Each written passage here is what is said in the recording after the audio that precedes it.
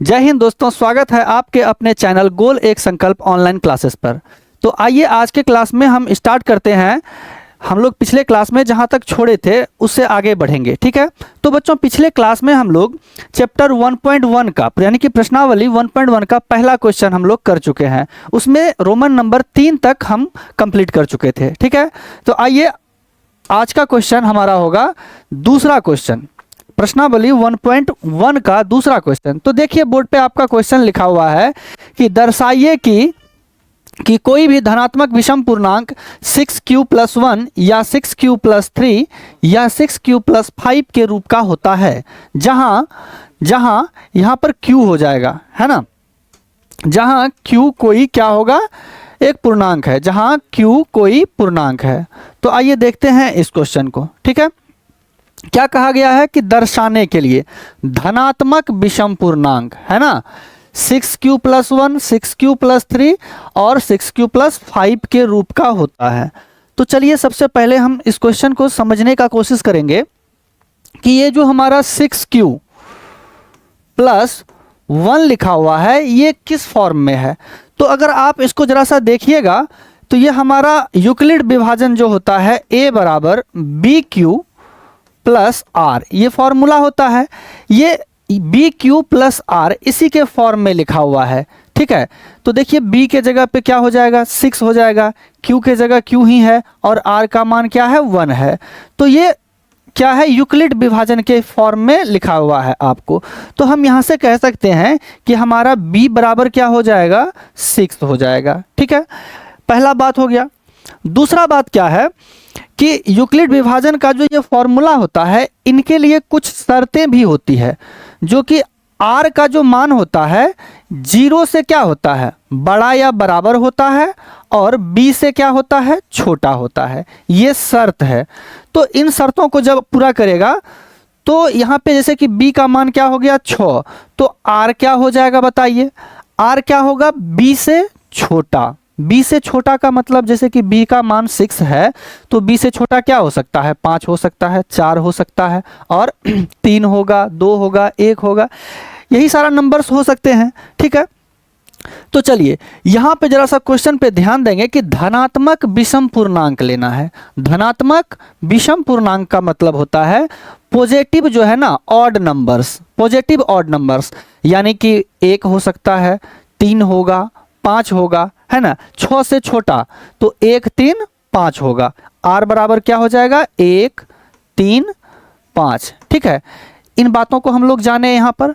आइए अब इसको हम बनाएंगे, ये हम लोग समझे कि कैसे मतलब ये क्वेश्चन हम सॉल्व करेंगे, यानी कि ये जो लिखा हुआ है यूक्लिड फॉर्म में ही लिखा हुआ है। तो चलिए सबसे पहले हम लिखते हैं हल, ठीक है। क्या लिखेंगे, हल। हल लिखने के बाद यहाँ पे हम लगाएंगे यूक्लिड विभाजन प्रमेय का, ठीक है। क्या लगाएंगे, यूक्लिड विभाजन, यूक्लिड विभाजन प्रमेय का, यूक्लिड विभाजन प्रमेय का, प्रमेय का, ठीक है। प्रमेयिका को इंग्लिश में हम लोग थ्योरम बोलते हैं, है ना। क्या बोलते हैं, थ्योरम। तो बताइए यूक्लिड विभाजन प्रमेयिका क्या होता है। A बराबर BQ+R, ये सूत्र होता है, फॉर्मूला, ठीक है। जहां R जो है क्या होता है, 0 से बड़ा या बराबर होता है, और B से क्या होता है, छोटा होता है। ये शर्त है, ठीक है। इन बातों को हम जाने। उसके बाद हमें किसके फॉर्म में लिखने के लिए कह रहा है, जरा क्वेश्चन आइए देखते हैं। 6q+1, 6q+3, 6q+5, है ना। तो हम लोग यहाँ पे लिखेंगे, जैसे कि यहाँ पे जरा सा लिख लेते हैं साइड में, 6q+1, 6q+3, 6q+5, इसके फॉर्म में लिखने के लिए कहा जा रहा है। तो देख रहे हैं कि ये 6 जो है B का वैल्यू हो जाएगा हमारा, है ना। तो हम लोग यहाँ पे B बराबर क्या लिख लेंगे, 6 को लिख लेंगे, है ना। उसके बाद हमारा R यहाँ पे क्या हो जाएगा, जल्दी से बताइए। आर बराबर हो जाएगा, बी से छोटा वैल्यू होता है आर का, है ना। तो बी से छोटा वैल्यू क्या होता है, 1 2 3 4 5। लेकिन यहाँ पे क्वेश्चन में कहा गया है आपका कि धनात्मक विषम पूर्णांक। धनात्मक विषम पूर्णांक का मतलब होता है हम लोग विषम संख्या लेंगे, है ना। क्या लेंगे, विषम संख्या। तो आर का मान 6 से छोटा विषम संख्या क्या क्या हो सकता है, 1 3 5। ये हमारा क्या हो जाएगा, आर का वैल्यू हो जाएगा। यहां तक किसी को दिक्कत? चलिए आगे बढ़ते हैं। अब बारी बारी से हम आर का मान रखेंगे और यूक्लिड विभाजन प्रमेय को देखेंगे कि क्या ये जो है 6q + 1 6q + 3 6q + 5 के फॉर्म का होता है, क्या इसके रूप का होगा। तो सबसे पहले हम लोग क्या रखेंगे, r बराबर 1 को लेंगे, ठीक है। r बराबर 1 को लेने के बाद यहां से यूक्लिड विभाजन लगाएंगे, a बराबर bq + r, a बराबर bq + r। तो आइए इसको इस पर हम लोग वैल्यू पुट करते हैं। b का मान क्या है, 6 है, 6 q के जगह हो जाएगा q, अब प्लस r के जगह क्या हो जाएगा 1 रख देंगे, है ना, क्योंकि हम लोग r बराबर 1 लेके चल रहे हैं। तो देख पा रहे हैं कि जब r बराबर 1 लिए तो हम यूक्लिड विभाजन का सूत्र में उसको जो है कि r का मान को पुट किए और b के मान को पुट किए तो 6q + 1 आया मेरा, ठीक है। तो उसी तरह हम लोग क्या करेंगे, फिर 3 को भी रखेंगे और 5 को भी रखेंगे। तो चलिए फिर जो है हम r बराबर क्या लेते हैं, 3 लेते हैं। तो फॉर्मूला हमारा होता है a बराबर bq + r होता है। क्लियर है, a बराबर bq + r होता है। तो b के जगह आप क्या लेंगे, 6, q के जगह q ही होगा और r के जगह क्या हो जाएगा, 3 हो जाएगा। किन्हीं को दिक्कत? हो गया ये हमारा। फिर पुनः जो है हम r बराबर ले लेंगे 5, है ना। एक बार 1 लेके देख लिए, फिर 3 लेके, अब 5, है ना। 5 को लेकर के देखते हैं। चलिए r बराबर क्या, 5। तो a बराबर यहाँ पे हमारा हो जाएगा bq + r। तो b का वैल्यू क्या है, जल्दी से बताइए, 6, q के जगह q ही हो जाएगा और r के जगह 5 हो गया, ठीक है। तो हम यहाँ पर देख पा रहे हैं कि जब हम यानी कि विषम पूर्णांक लिए, धनात्मक विषम पूर्णांक लिए, तो हम जो है पहला 1 लिए तो 6q + 1 का फॉर्म का हो गया, 3 लिए तो 6q + 3 के फॉर्म का हुआ, r बराबर 5 लिए तो 6q + 5 के फॉर्म का हो गया। तो इन्हीं बातों को तो दिखाना था, हम लोग दिखा दिए, है ना। तो अब बताइए यहाँ पे कि कह रहा है कि क्या कोई भी धनात्मक विषम पूर्णांक इसके रूप का होता है। तो अब हम क्या लिख सकते हैं, तो होता है। चलिए इसको जरा सा क्या लिख देंगे, पहले तो ये बात कॉपी पे आप लोग लिख लीजिए, उसके बाद जो है ना लिखेंगे हम लोग अतः कोई क्या था, जरा सा देखिए, कोई भी धनात्मक विषम पूर्णांक, है ना, कोई भी धनात्मक विषम पूर्णांक हो जाएगा। अतः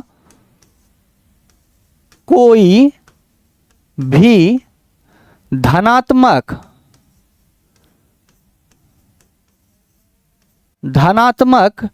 विषम पूर्णांक, विषम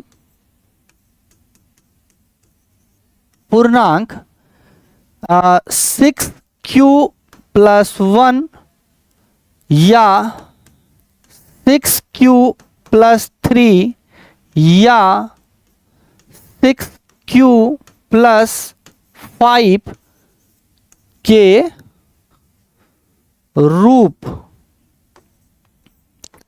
का होता है ना। आंसर लिख लेंगे, बस इतना ही करना है, ठीक है। क्लियर? किन्हीं को दिक्कत इस सवाल में? लास्ट में आप ये बात लिख लेंगे, ठीक है, क्योंकि हम दिखा चुके हैं कि जब हम धनात्मक विषम पूर्णांक लेते हैं तो ये 6q + 1 6q + 3 और 6q + 5 के रूप का होता है। तो इन्हीं बातों को हम दिखा के और फिर लिख दिए, ठीक है।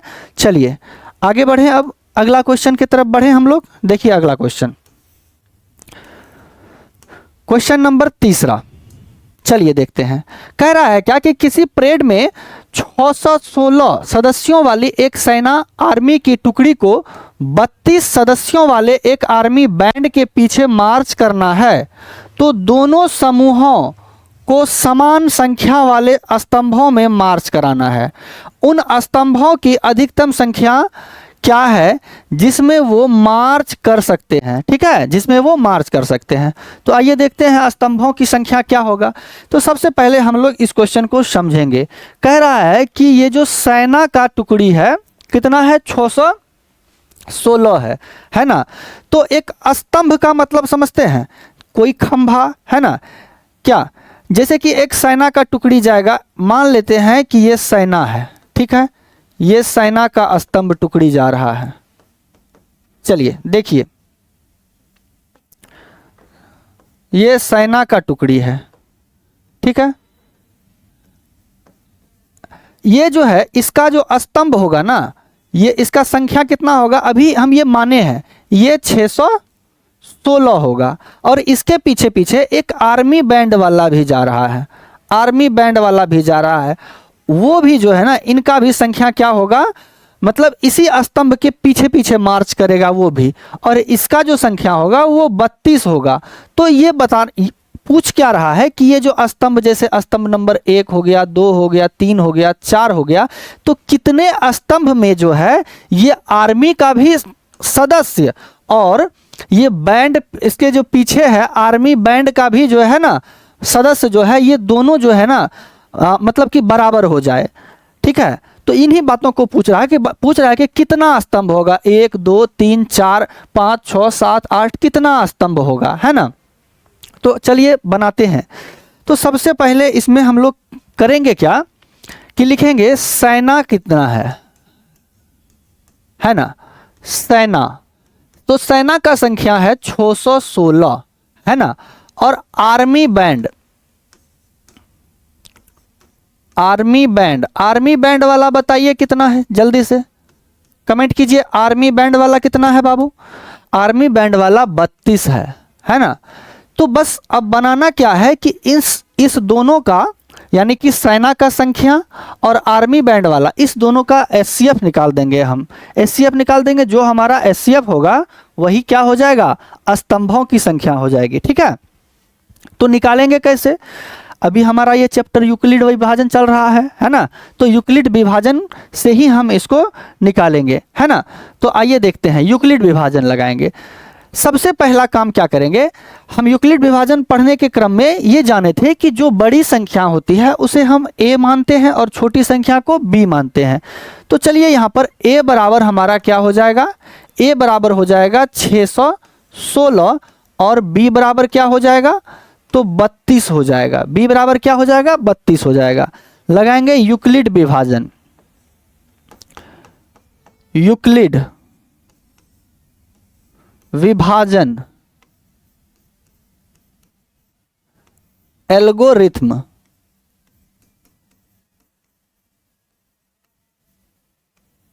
से, है ना, यूक्लिड विभाजन एल्गोरिथम से। क्लियर है। तो जल्दी से बताइए आप लोग कमेंट में कि यूक्लिड विभाजन एल्गोरिथम क्या होता है। चलिए बताइए जल्दी से। ए बराबर क्या होता है, बी क्यू प्लस आर, है ना। ए बराबर क्या होता है, बी क्यू प्लस आर, है ना। तो यहाँ पे बच्चों बी क्या हो जाएगा हमारा, ए का वैल्यू कितना है, जल्दी से बताइए कमेंट में, 616, है ना। बी का मान क्या है, 32 है। क्यू और आर निकालना पड़ेगा, है ना। क्या करेंगे हम, 32 से भाग देंगे 616 में। तो चलिए हम भाग देते हैं, 32 से भाग देंगे 616 में।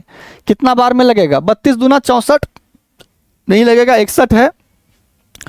तो एक बार में 32, एक में से 2 नहीं घटेगा, एक दाएं पैंचा लेंगे, 11 में से 2 गया 9, 5 में से 3 गया तो 2, है ना, 6। इसके बाद जो है 9 बार में लग जाएगा, 9 दूना 18 का 8, हाथ में रहा 1, 9 तिया 27, 1 28, यहाँ से 16 में से 8 गया 8 और ये 0 हो गया। तो यहाँ पे 32 से भाग लगाए तो 19 बार में भाग लगा और शेषफल हमारा क्या आया, तो 8 आया। चलिए लिखते हैं, यानी भागफल को हम यहाँ लिखते हैं, है ना। क्यू के जगह क्या हो जाएगा हमारा भागफल, यानी 19 हो जाएगा, और आर शेषफल कितना बचा है 8। तो बच्चों भाग हम क्या करते हैं यहाँ पे तब तक देते हैं जब तक हमारा आर का वैल्यू 0 नहीं आ जाता है ना। आर का वैल्यू क्या 0 नहीं आ जाता है तब तक हम भाग देते रहते हैं। तो अगला स्टेप में क्या करेंगे, यहाँ जो बी का मान था वो ए की जगह आ जाएगा, 32 यहाँ हो जाएगा, और जो शेषफल था वो बी का वैल्यू आ जाएगा यहाँ, इससे अब भाग देना होगा, है ना। तो चलिए 8 से भाग देते हैं, किस में, तो 32 में। 32 में कितना बार में, 8 चौका 32, 0 आ गया, है ना। तो कितना बार में भाग लग गया, 4 बार में, शेषफल हमारा 0 आ गया। तो हम देख पा रहे हैं यहाँ से कि 8 से पूरा पूरा भाग लग जा रहा है। इसका मतलब क्या, एचसीएफ क्या आ गया, तो 8 आ गया, है ना। तो यही हमारा क्या हो जाएगा, स्तंभों की संख्या हो जाएगी, है ना। तो चलिए इसको लिखेंगे, कैसे लिखते हैं, आप लोग भी अपने अपने कॉपी में नोट करते जाएंगे, है ना। लिखेंगे एचसीएफ ऑफ 616,32 कितना हो जाएगा 8। तो यहां पे लिखेंगे अतः क्या कह रहा है कि उन स्तंभों की अधिकतम संख्या क्या है ना। अधिकतम संख्या स्तंभों की, तो अतः स्तंभ, है ना, स्तंभ, स्तंभों की अधिकतम संख्या, अधिकतम संख्या क्या हो जाएगा 8, यही हमारा आंसर हो जाएगा। क्लियर है। हम क्या किए, ये सेना का संख्या और आर्मी बैंड वाले के संख्या का यूक्लिड विभाजन से एचसीएफ निकाल दिए। जो हमारा एचसीएफ हुआ वही क्या हो जाएगा, स्तंभ का संख्या हो जाएगी। क्लियर है। चलिए सभी को समझ में आ रहा है, आगे बढ़े हम लोग। क्वेश्चन नंबर 4 देखिए, कह रहा है यूक्लिड विभाजन प्रमेयिका का प्रयोग करके दर्शाइए कि किसी धनात्मक पूर्णांक का वर्ग, क्या कह रहा है, किसी धनात्मक पूर्णांक का वर्ग जो है किसी पूर्णांक m के लिए, किसी पूर्णांक m के लिए 3m या 3m+1 के रूप का होता है। संकेत में दिया गया है कि यह मान लीजिए कि x कोई धनात्मक पूर्णांक है, तब यह 3q, 3q+1, 3q+2 के रूप का लिखा जा सकता है। इनमें से प्रत्येक का वर्ग कीजिए और दर्शाइए कि इन वर्गों को 3m या 3m+1 के रूप में लिखा जा सकता है ना। लंबा चौड़ा क्वेश्चन है ना, लेकिन घबराने का कोई बात नहीं है ना। आराम आराम से देखेंगे और एकदम से आसान है, एकदम समझना है, देखना है, कोई चिंता की बात नहीं है। ठीक है, चलिए बनाते हैं इस क्वेश्चन को। क्या कह रहा है यहाँ पे कि कह रहा है कि यूक्लिड विभाजन प्रमेयिका का प्रयोग करने के लिए, और यहाँ पे एक बात ध्यान रखना है, धनात्मक पूर्णांक लेने के लिए कह रहा है ना। धनात्मक पूर्णांक का वर्ग करने के लिए कह रहा है, और किसके रूप में, 3m और 3m+1 के रूप का होता है। चलिए देखते हैं। तो यहाँ पे बच्चों सबसे पहले हम लोग लिखेंगे हल, है ना। हल लिखने के बाद यूक्लिड विभाजन लगाने के लिए कह रहा है ना। तो पहला काम लिखेंगे यूक्लिड विभाजन प्रमेयिका, यूक्लिड विभाजन प्रमेयिका।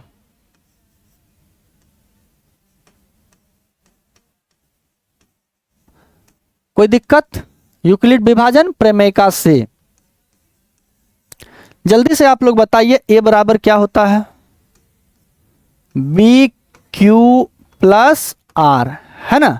तो अब यहाँ पे हमारा b का मान क्या होगा और r का मान क्या होगा, ये हम लोग देखेंगे। तो आइए देखते हैं क्या कहा है कि 3m के रूप में लिखने के लिए या फिर 3m+1 के रूप में लिखने के लिए, और क्या था, हाँ 3m 3m+1, है ना, इसी के रूप में लिखने के लिए। तो हम देख पा रहे हैं कि ये जो फॉर्म है हमारा क्या है, बी क्यू प्लस आर के फॉर्म का है, यानी बी के जगह क्या हो जाएगा, 3 हो जाएगा।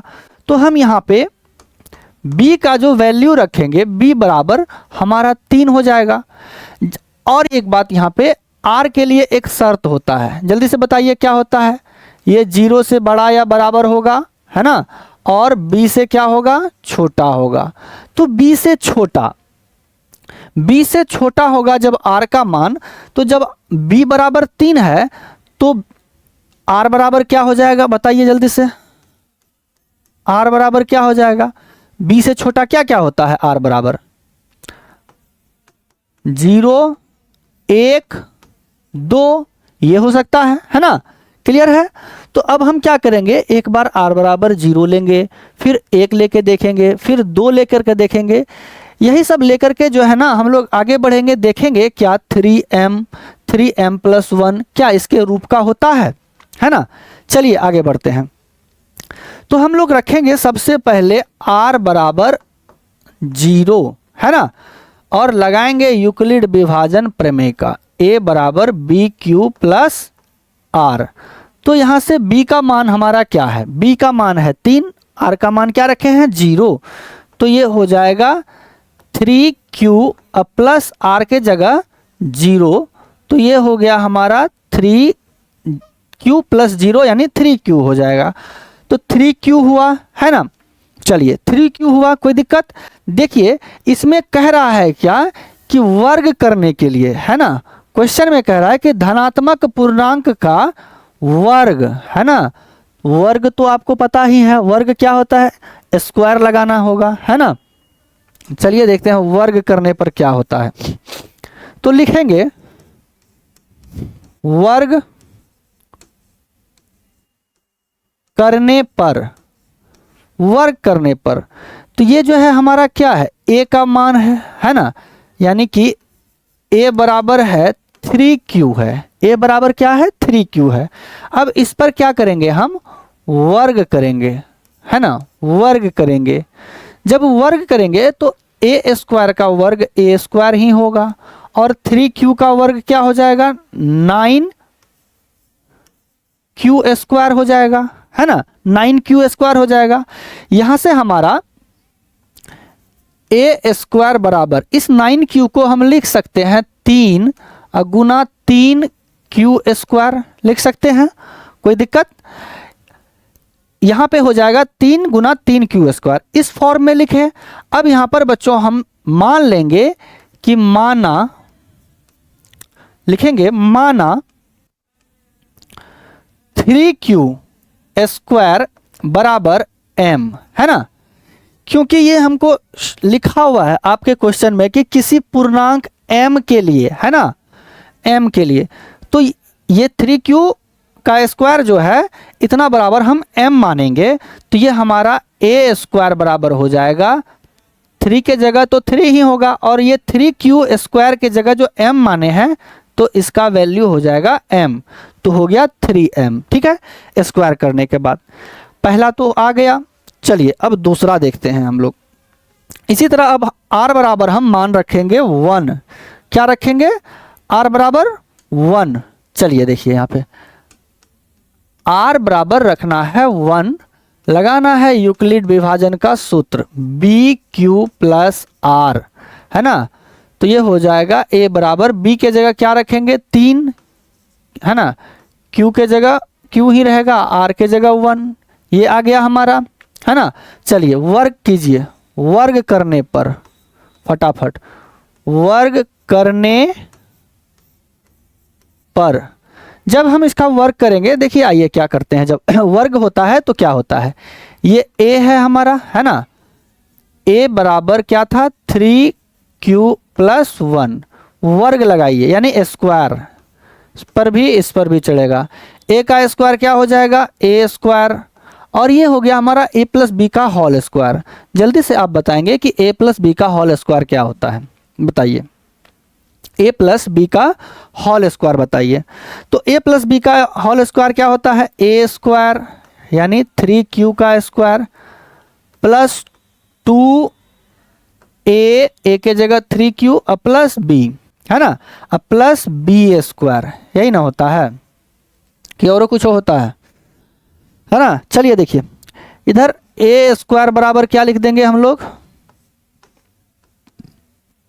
3q का होल स्क्वायर है तो 3 तिया हो जाएगा क्या 9, यानी 9q square plus 12q, sorry 12 नहीं 6, है ना, 3 दूना 6 गुना 1 6, 6q प्लस 1 का स्क्वायर 1, है ना, ये हो गया।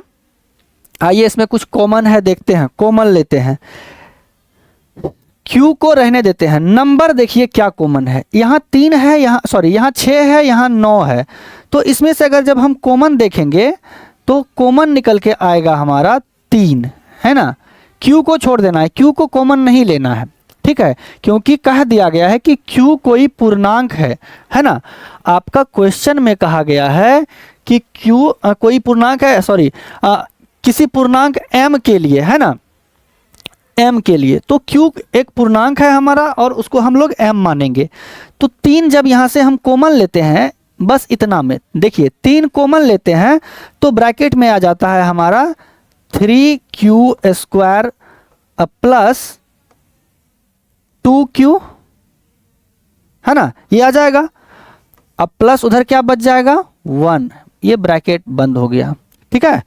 चलिए देखिए यहाँ पे 3q हो गया, तो अब हम इसको जो है ना m मान लेंगे, इसको क्या मान लेंगे m, माना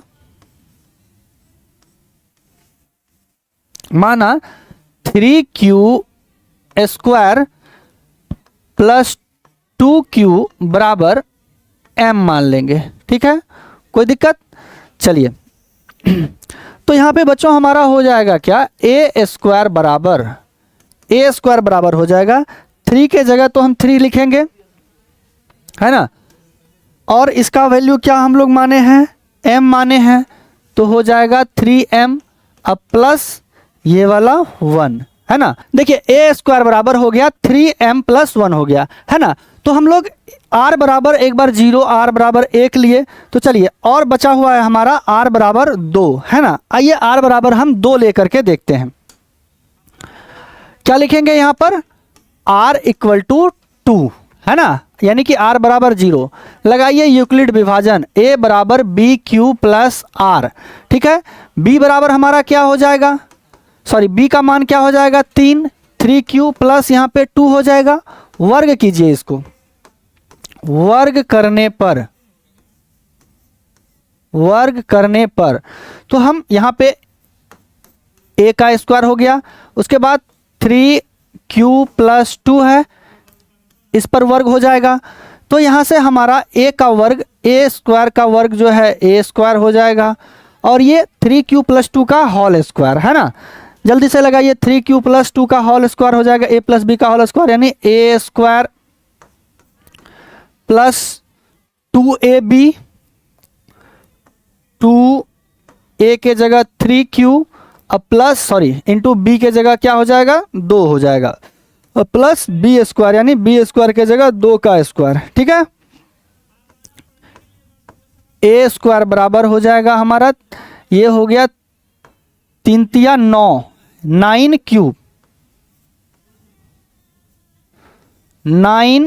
क्यूब स्क्वायर प्लस 3 दूना 6, 6 दूना हो गया 12, है ना, 2 तिया 6, 6 दूना 12, 12 क्यू हो गया यहाँ से हमारा, ये हो जाएगा यहाँ पे 12 क्यूब, अब प्लस इसको हम लिख देंगे हाँ इसको 4 का 2 का स्क्वायर हो गया 4, ठीक है, तो यहाँ से हम देख पा रहे हैं कि ये 9q square plus 12q plus 4 है, तो आइए इस 4 को हम एक बार और यहाँ पे लिखना होगा, a स्क्वायर बराबर 9q स्क्वायर प्लस 12q, इस 4 को हम लिख सकते हैं 3 प्लस 1, है ना, इस 4 को क्या लिख देंगे 3 प्लस 1, तो यहाँ से हमारा क्या हो जाएगा, ये 9q स्क्वायर प्लस 12q और 3 में कॉमन है हमारा 3, क्या है कॉमन दिख रहा है यहाँ से 3 कॉमन दिख रहा है। तो चलिए यहाँ पे हम लोग कॉमन लेते हैं है ना। जब इसका हम कॉमन ले लेंगे 3, क्या ले लेंगे, कॉमन 3 ले लेंगे, ए स्क्वायर बराबर 3 कॉमन लेते हैं तो ब्रैकेट में आ जाएगा हमारा 3q स्क्वायर।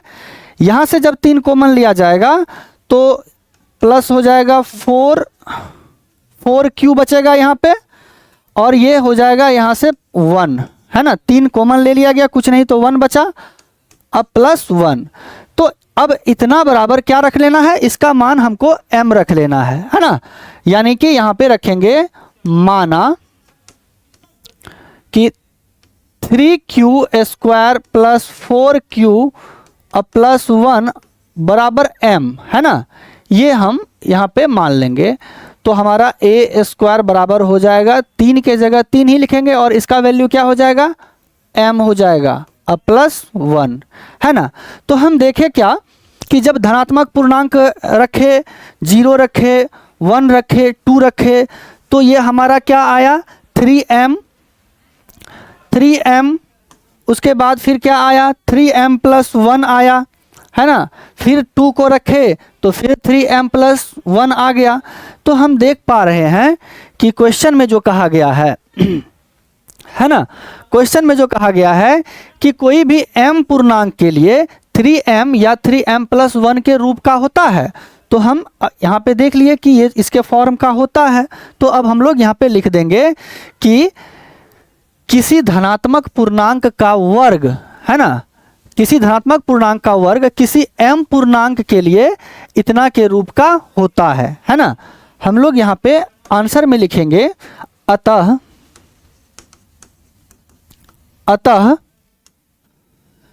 किसी धनात्मक पूर्णांक का वर्ग, अतः किसी धनात्मक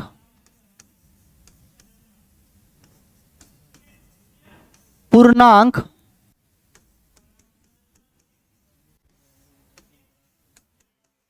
का वर्ग, किसी धनात्मक पूर्णांक का वर्ग क्या है किसी m पूर्णांक के लिए, किसी पूर्णांक m के लिए, किसी पूर्णांक m के लिए 3m या 3m प्लस 1 के रूप का होता है।